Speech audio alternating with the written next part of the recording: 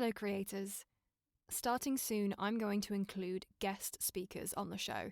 So if you're someone who works in the performing arts or the creative industry and you want to collaborate with me, then please send an email to sleeplesscreativespod@gmail.com. Introduce yourself and tell me a little bit about what it is that you do, and I'll get back to you with more information.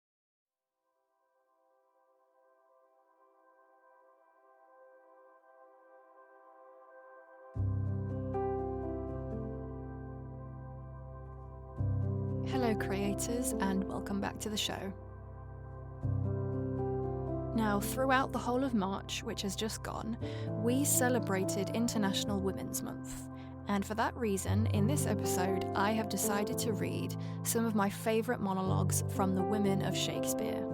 Now, there are quite a good many of these monologues, so I couldn't unfortunately pick all of them. But we've got a good few in there. We've got Lady Macbeth through to Queen Margaret, so hopefully you like the ones that I've picked. And I remember when I was auditioning for drama school, I really struggled to locate some good monologues because I just didn't know where to go. And all of these texts that I'm about to read, I found on a website called shakespearemonologues.org. It's a really good website. It's got every single monologue and soliloquy that you could possibly want. So I recommend that you take a look. So, take a moment to get cozy and comfortable and drift off.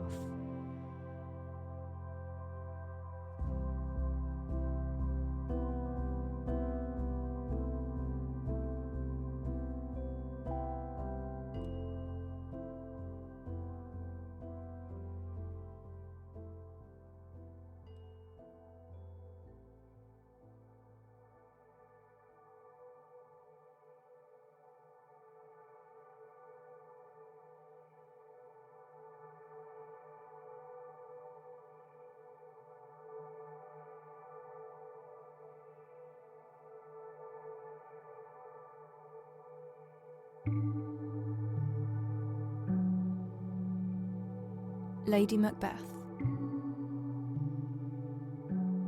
The raven himself is hoarse, that croaks the fatal entrance of Duncan under my battlements. Come, you spirits that tend on mortal thoughts, unsex me here, and fill me from the crown to the toe-top full of direst cruelty. Make thick my blood, stop up the access and passage to remorse, that no compunctious visitings of nature shake my fell purpose, nor keep peace between the effect and it.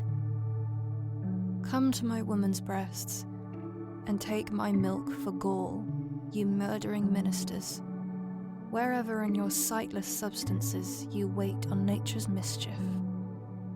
Come, thick night, and pour thee in the dunnest smoke of hell, that my keen knife see not the wound it makes, nor heaven peep through the blanket of the dark, to cry, hold, hold.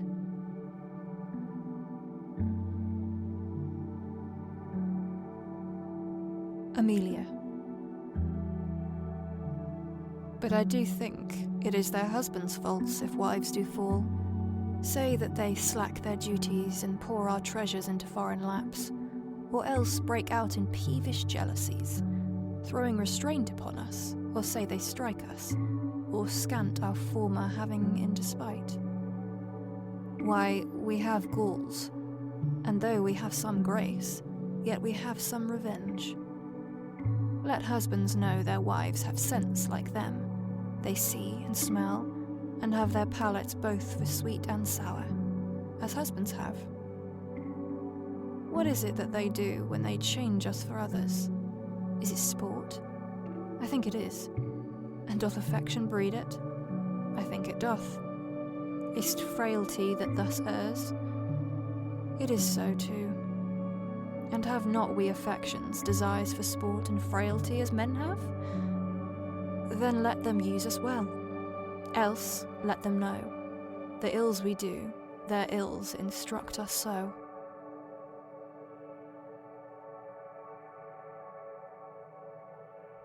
Tamora.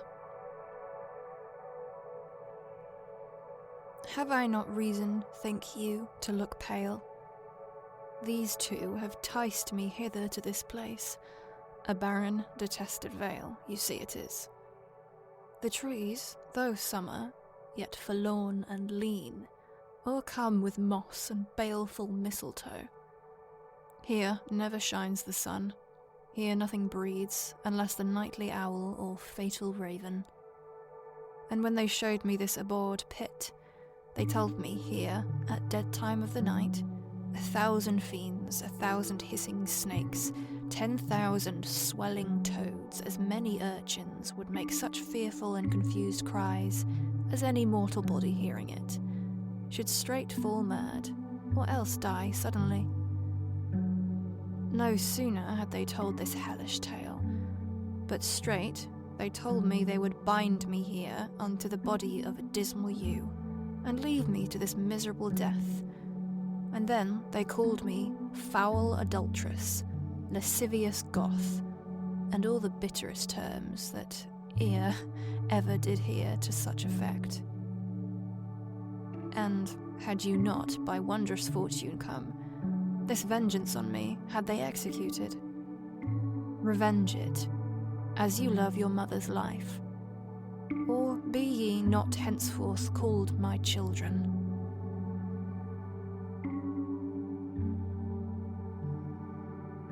Rosalind. And why, I pray you? Who might be your mother that you insult, exalt, and all at once over the wretched? What, though you have no beauty? As by my faith I see no more in you than without candle may go dark to bed. Must you be therefore proud and pitiless? Why? What means this? Why do you look on me? I see no more in you than in the ordinary of nature's sail work. Odds my little life. I think she means to tangle my eyes too. No, faith, proud mistress, hope not after it. 'Tis not your inky brows, your black silk hair, your bugle eyeballs, nor your cheek of cream that can entame my spirits to your worship. You foolish shepherd, wherefore do you follow her, like foggy south, puffing with wind and rain? You are 1,000 times a properer man than she a woman. 'Tis such fools as you that make the world full of ill-favoured children. 'Tis not her glass, but you that flatters her.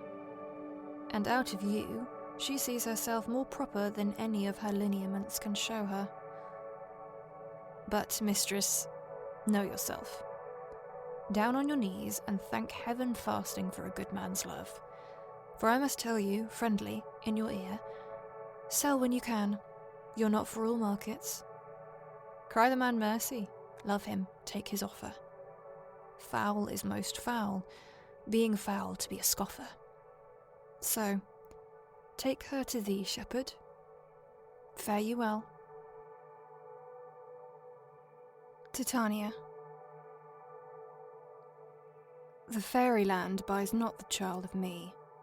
His mother was a votaris of my order, and in the spiced Indian air, by night, full often hath she gossiped by my side, and sat with me on Neptune's yellow sands, marking the embarked traders on the flood, when we have laughed to see the sails conceive and grow big-bellied with wanton wind, which she with pretty and with swimming gait following, her womb then rich with my young squire, would imitate and sail upon the land, to fetch me trifles and return again, as from a voyage rich with merchandise. But she, being mortal, of that boy did die, and for her sake do I rear up the boy, and for her sake I will not part with him.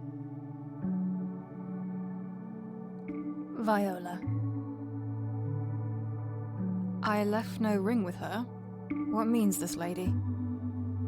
Fortune forbid my outside have not charmed her.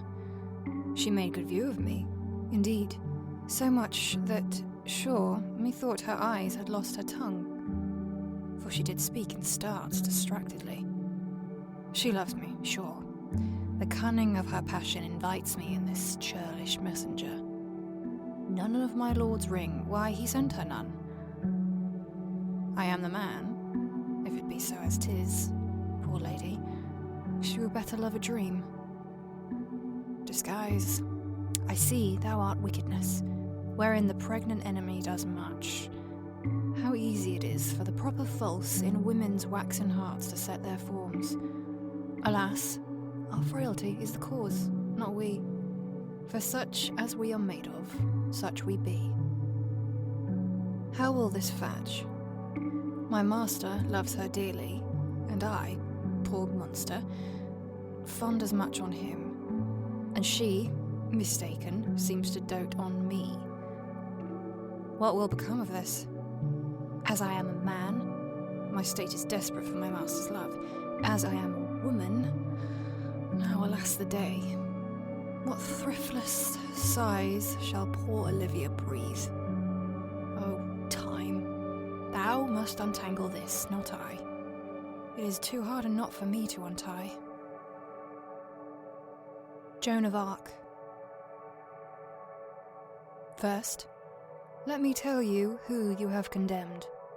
Not me, begotten of a shepherd's swain, but issued from the progeny of kings, virtuous and holy, chosen from above, by inspiration of celestial grace, to work exceeding miracles on earth. I never had to do with wicked spirits, but you, that are polluted with your lusts, stained with the guiltless blood of innocence, corrupt and tainted with 1,000 vices. Because you want the grace that others have, you judge it straight a thing impossible to compass wonders, but by help of devils. No, misconceived. Joan of Arc hath been a virgin from her tender infancy, chaste and immaculate in very thought, whose maiden blood, thus rigorously effused, will cry for vengeance at the gates of heaven. Eleanor. Ah, Gloucester, teach me to forget myself. For whilst I think I am thy married wife, and thou a prince, protector of this land, methinks I should not thus be led along, mailed up in shame, with papers on my back, and followed with a rabble that rejoice to see my tears, and hear my deep felt groans. The ruthless flint doth cut my tender feet, and when I start, the envious people laugh and bid me be advised how I tread. Ah, Humphrey, can I bear this shameful yoke? Trowest thou that ere I'll look upon the world, or count them happy that enjoy the sun? No, dark shall be my light and night my day. To think upon my pomp shall be my hell. Sometime I'll say, I am Duke Humphrey's wife, and he a prince and ruler of the land. Yet so he ruled, and such a prince he was, as he stood by whilst I, his forlorn duchess, was made a wonder and a pointing stock to every idle rascal follower. But be thou mild, and blush not at my shame, nor stir at nothing till the axe of death hang over thee, as sure it shortly will. For Suffolk, he that can do all in all with her that hateth thee and hates us all, and York, an impious Beaufort, that false priest, have all limed bushes to betray thy wings. And fly thou how thou canst, they'll tangle thee, but fear not thou, until thy foot be snared, nor never seek prevention of thy foes. Queen Margaret. Brave warriors, Clifford and Northumberland, come, make him stand upon this molehill here, that wrought at mountains with outstretched arms, yet parted but the shadow with his hand. What? Was it you that would be England's king? Was you that revelled in our parliament and made a preachment of your high descent? Where are your mess of sons to back you now? The wanton Edward and the lusty George? And where's that valiant crook-back prodigy, Dickie your boy? That with his grumbling voice was wont to cheer his dad in mutinies. or with the rest. Where is your darling Rutland? Look, York, I stained this napkin with the blood that valiant Clifford, with his rapier's point, made issue from the bosom of the boy. And if thine eyes can water for his death, I give thee this to dry thy cheeks withal. Alas, poor York, but that I hate thee deadly, I should lament thy miserable state. I prithee, grieve to make me merry. York, what hath thy fiery heart so parched thine entrails that not a tear can fall for Rutland's death? Why art thou patient, man? Thou shouldst be mad. And I, to make thee mad, do mock thee thus. Stamp, rave, and fret, that I may sing and dance. Thou wouldst be feed, I see, to make me sport. York cannot speak, unless he wear a crown for York, and lords bow low to him. Hold you his hands, whilst I do set it on. Ay, marry, sir, now looks he like a king. Ay, this is he that took King Henry's chair, and this is he was his adopted heir. But how is it that great Plantagenet is crowned so soon and broke his solemn oath? As I bethink me, you should not be king, till our King Henry had shook hands with death. And will you pale your head in Henry's glory, and rob his temples of the diadem? Now in his life, against your holy oath. Oh, 'tis a fault too unpardonable. Off with the crown, and with the crown his head.